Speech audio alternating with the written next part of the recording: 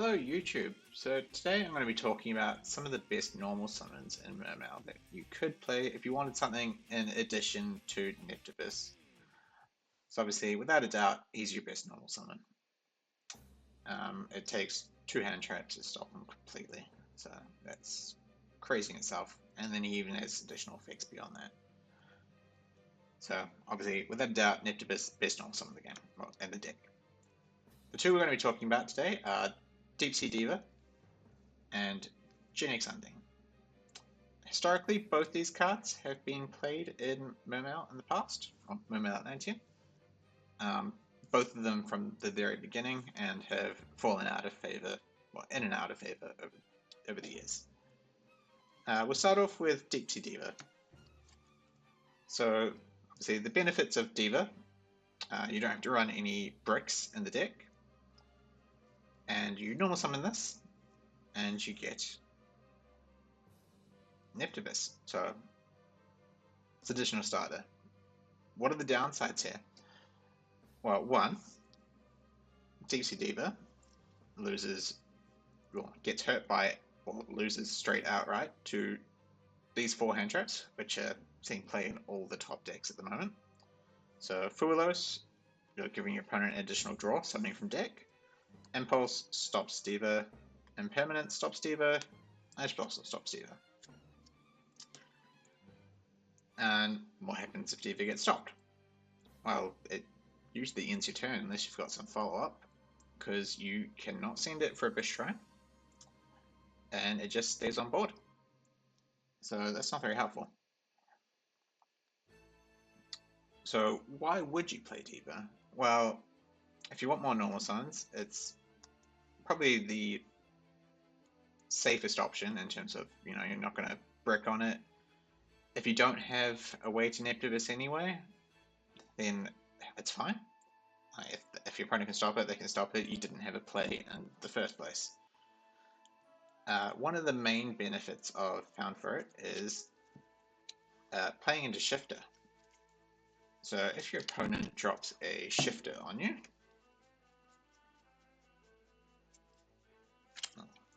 I have put it in the wrong part.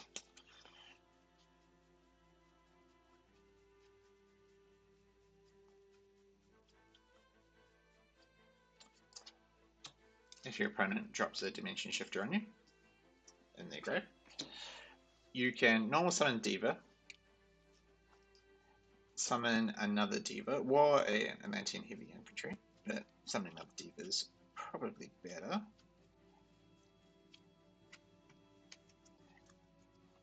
And overlay them for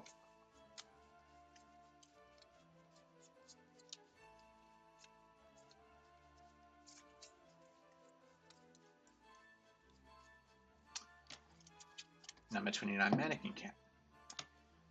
You can then use the effective Mannequin Cat to special the Shifter to your opponent's field, triggering a Mannequin Cat and summoning Chaos Hunter from your deck. Now, obviously, you wouldn't be maining these cards. Well, you might have Shifter in your extra, but you would side the Chaos Hunter. And then if you've got an extender beyond here, you can continue playing and your cards will not be banished while this Chaos Hunter is face up on the field. So that's something to consider, because Shifter can hurt quite a lot. If you're playing Coelacanth, which I believe you should be, that's also another way you can play into Shifter, so you don't outright lose to it with that build, but having more ways to play around it certainly helps.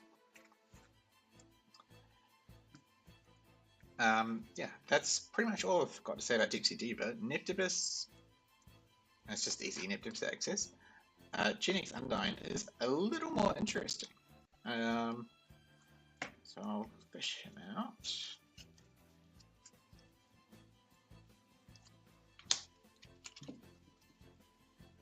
So if our hand is Genex Undine and four other cards that we'll assume do nothing.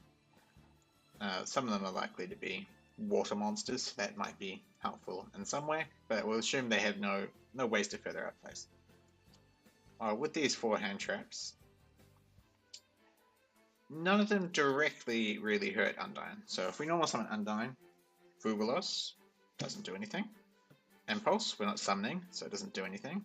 Infinite Impermanence and Ash Blossom, well, we are adding from our deck to our hand, but it doesn't really matter if they stop that, because we're adding the Genex controller, which doesn't do anything. So directly, none of these do anything. So let's say we normal summon Undine, and we send our Shadow Skull, because we want that Neptibus access. Well, none of these hand traps stop that. But now we've triggered Shadow Squad. So Fubulos is now live. Impulse is live because we control the card. Impermanence doesn't do anything right now. And Ash Blossom can stop the summon. So we lost to 3 out of 4 of those hand traps there. However, if instead of sending Shadow Squad, and we don't know our opponent has these cards, we send Atlantean Dragoons instead. So we've got a Genex controller in our hand as well. So now we've got Undine on field, Genex controller in hand, as well as 4 other cards, and we've got Dragoons triggering. Well, Fubulos doesn't help here. They probably would have already activated it, but it doesn't help. Impulse doesn't help. Impermanence doesn't help. Ash Blossom does, so we're losing a 1 of the hand traps here. However, I think it's quite likely your opponent might not Ash this Dragoon Search, because you've only revealed 1 card, and hitting a single Dragoon Search may not be the most impactful. So if they choose not to Ash here, bear in mind we're already better off than if we send Shadow Squad, because instead of losing to 3, we're only losing to 1. So we'll assume this Dragoons resolves. And we will add, there's a couple cards you can add here. You can go for the Mole and Glacier, you can go for the Heavy Infantry, or the Minstrel. If you've got other waters in hand, the Minstrel is a good option, as you can pitch them, look at your opponent's hand, and get rid of a troublesome hand trap, like an Infinite Impermanence, which might stop you later on. So that'll be the one we grab. Well, actually, yeah, we'll grab the Minstrel, and we won't use it, but we'll grab it just as an example. Well, now we're still stuck in the position here where we can't do anything. We've got a Minstrel. This might be able to trigger something in your hand and open up some plays, but we'll pretend it doesn't. So we've got Minstrel, Controller, 4 other cards. It's likely one of them be water, so the Minstrel's probably live, but that doesn't matter.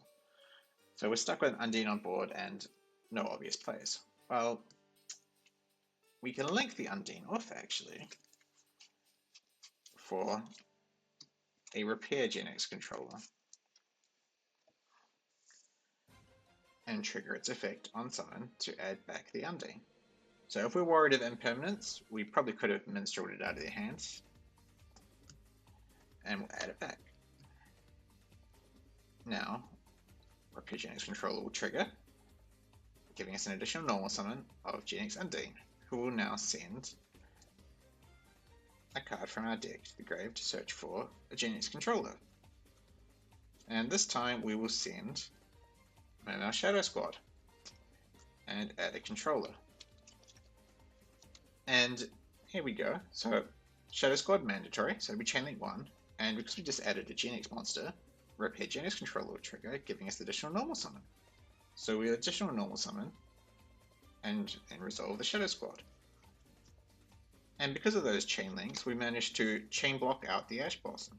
So if our opponent's hand was Ash Blossom, Infinite Impermanence, or Dominus Impulse, Infinite Impermanence, we've now sort of managed to block one of those and get to our Neptibus. And if that Minstrel was live, we managed to take the Impermanence out, which would have stopped us being able to do this. So now we've got a Neptibus on board with Undine controller and Repair Genex controller. Now we have triggered both Shadow Squad and Repair Genex controller, so we're quite locked out of extra deck options. We can only summon water extra deck monsters, and we can only summon synchro monsters from the extra deck that use Genex controller as the tuner.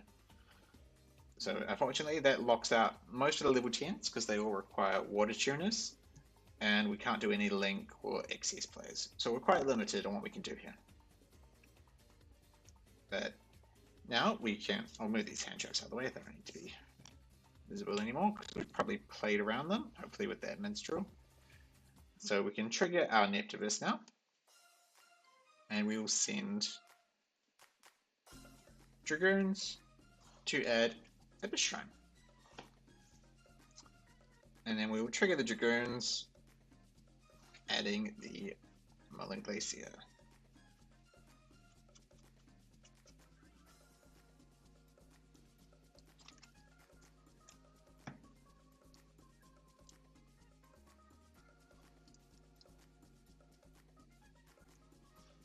Alright. Now we will Abyss Shrine. Oh, forgot to mention, if we had already resolved the Minstrel, that would be 5 engrave, so we could drop the Merlin Glacier now. But we'll use the Abyss Shrine, tributing the Neptibus.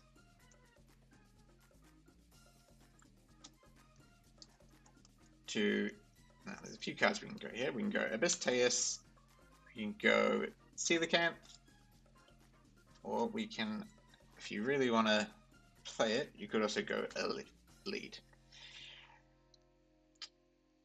So we go for lead for the example. So a special summon lead, and then we'll trigger the Neptibus engrave, bringing back the Mermail Shadow Squad.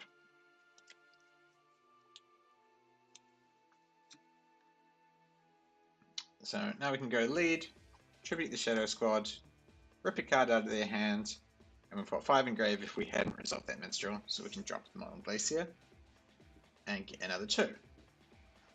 So our opponent's going to be starting their turn with 3 cards into this board. We can make a Chinging here.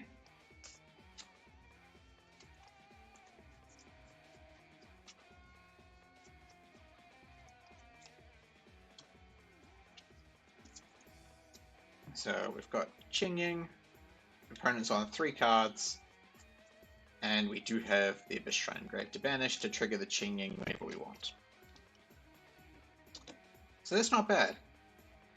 It's not great, but bearing in mind we only did this as a play because we had no other plays. The downside is controller. Not just the one. To do this you need to play 2.